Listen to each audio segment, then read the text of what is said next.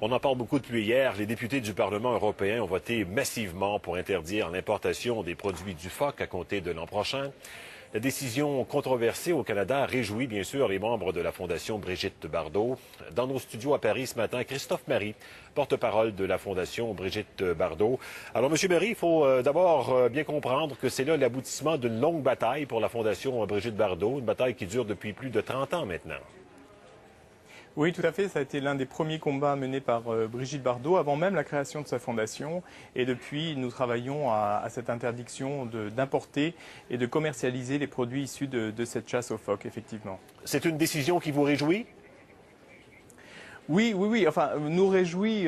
En fait, pour nous, c'est tout simplement un retour à la normale. Le fait d'abattre les animaux de cette manière-là, ça n'est pas normal. Et c'est de ça que c'est ce que nous dénonçons. Donc, si vous voulez, on n'est pas non plus euphorique particulièrement. On est simplement très content que les députés européens aient pris en compte les attentes des citoyens européens et donc aient voté ce texte pour interdire la mise sur le marché des produits issus de cette chasse. Mais pourtant, nombre de scientifiques ici au Canada, M. Marie, considèrent que la méthode utilisée actuellement est la moins cruelle. Il y a aussi de nombreux scientifiques qui affirment le contraire. Vous savez que la proposition européenne est basée notamment sur un rapport de l'EFSA, qui est une institution scientifique européenne qui a fait donc une étude de terrain sur les méthodes d'abattage et qui a démontré la cruauté de cette chasse, la cruauté de la mise à mort et du retrait des peaux parfois sur des animaux encore vivants. Donc ça ressort très clairement du rapport scientifique qui a servi de base au texte européen. Et de toute façon, cette année, par exemple, il y a eu des équipes qui se sont rendues sur place, des équipes de la télévision française qui étaient totalement indépendants puisqu'on leur avait proposé des images et ils ont voulu eux-mêmes faire leur reportage. Et ce qui a été diffusé sur les chaînes françaises cette année montre très clairement ce qui se passe sur la banquise et c'est d'une grande cruauté. Oui, mais beaucoup de gens s'interrogent justement sur ces images. Plusieurs considèrent qu'on a pris des images extrêmes et qu'à un certain point, il y a eu beaucoup de désinformation auprès des députés du Parlement européen. Non, il y a simplement eu de l'information. Alors effectivement, elle vous déplaît, donc vous considérez que c'est de la désinformation. Nous sommes absolument très choqués quand on entend la sénatrice Mme Hervieux-Payette quand elle parle d'une chasse humaine. Pour nous, il n'y a aucune humanité à massacrer un animal au sol, de lui fracasser le crâne. Je ne vois pas où est l'humanité, je ne vois pas où est l'éthique. Donc cette désinformation-là existe bel et bien, elle vient des autorités canadiennes. Mais est-ce qu'on peut supposer, M. Marie, qu'il y aurait une façon acceptable pour tous de pratiquer cette chasse-là, ou si c'est absolument impensable à vos yeux?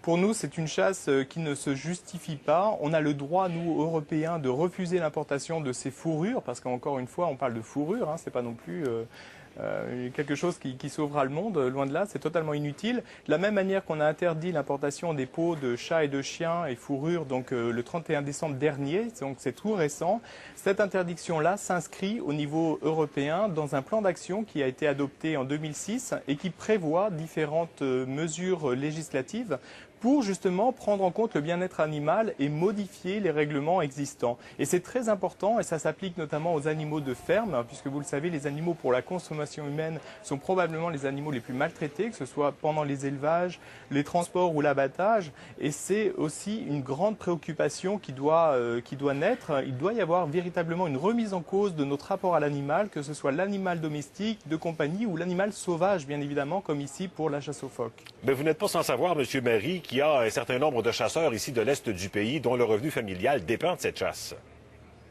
Oui, mais enfin, c'est une chasse qui représente, elle est estimée autour de 4 millions d'euros. Honnêtement, c'est rien pour un pays comme le Canada. De toute façon, les autorités canadiennes reconnaissent bien que ça n'est pas un souci d'ordre financier ou économique.